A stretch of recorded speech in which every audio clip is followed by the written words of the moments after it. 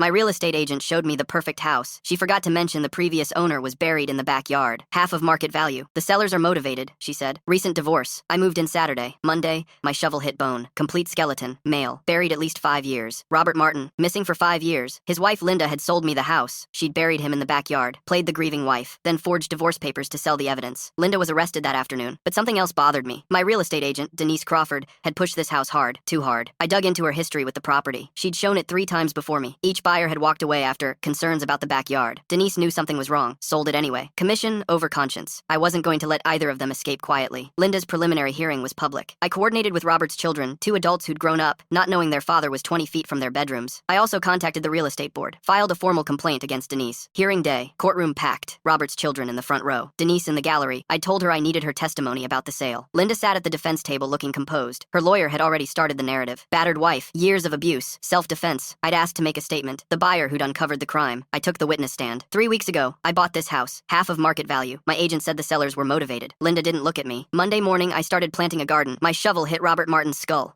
Gasps from the gallery. He'd been buried there for 5 years, while his wife gave tearful press conferences, while his children grew up wondering where their father went. Robert's daughter started crying. She didn't just kill him. She made his children believe he'd abandoned them. I turned to the gallery. But Linda isn't the only one who knew something was wrong. Denise shifted in her seat. My real estate agent, Denise Crawford, showed this property 3 times before me. Every buyer walked away with concerns about the backyard. Denise stood up. That's not I didn't know. You knew enough to drop the price by $200,000. You knew enough to stop showing the backyard. You knew enough to push a cash sale with no inspection contingency. I held up the previous listing records. 3 buyers, 3 refusals. Then you found someone desperate enough not to ask questions. The judge looked at Denise. Miss Crawford, were you aware of concerns about this property? Denise's face crumbled. I didn't know there was a body. I just knew. Something felt wrong. But the commission.